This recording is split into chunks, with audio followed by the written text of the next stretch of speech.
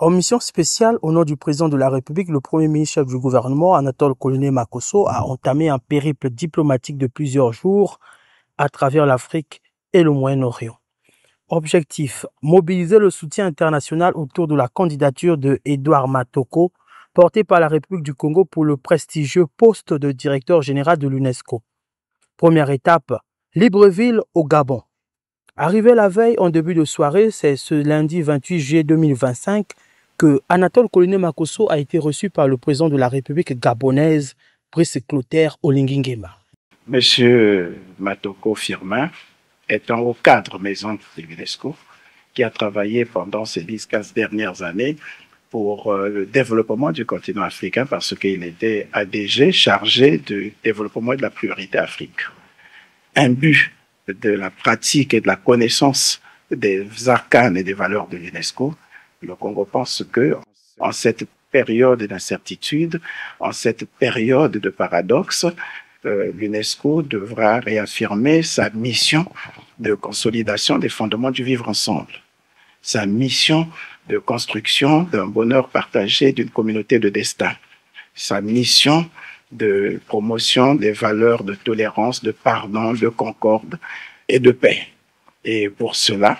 comme je l'ai dit, en tenant compte des grands bouleversements du monde actuellement, en tenant compte de la remise en cause du multilatéralisme actuellement, en tenant compte de tous les enjeux géopolitiques à travers le monde, il faut non pas seulement quelqu'un qui connaisse ces questions de l'extérieur, mais quelqu'un qui a vécu ces questions de l'intérieur et qui soit capable de promouvoir ces valeurs, parce qu'il faut quelqu'un qui connaisse ses susceptibilités, ses subtilités et les arcanes de l'UNESCO pour essayer de concilier les vues et promouvoir ces valeurs. En effet, pour le Congo, l'accession de l'un de ses fils à la direction générale de l'UNESCO constituerait un fait historique et stratégique. Au-delà de la reconnaissance des compétences d'un diplomate de haut rang, c'est la voix de toute l'Afrique centrale et plus largement celle de l'Afrique qui pourrait ainsi trouver un écho renforcé au sein d'une institution clé du système des Nations Unies. Le Premier ministre avait aussi un autre message encore plus personnel de la part du chef de l'État congolais. Par ma modeste voix, le président de la République du Congo a tenu à traduire encore une fois sa satisfaction et toute sa reconnaissance pour l'accueil que le Gabon et le président Oligui lui ont réservé lors de son dernier passage ici à la faveur de la cérémonie d'investiture. Il a tenu à réitérer au président toute son admiration pour la manière dont il a conduit le processus de transition,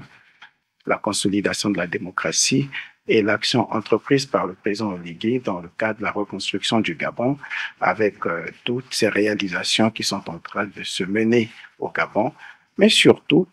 saluer le fait que la voix du président Oligui porte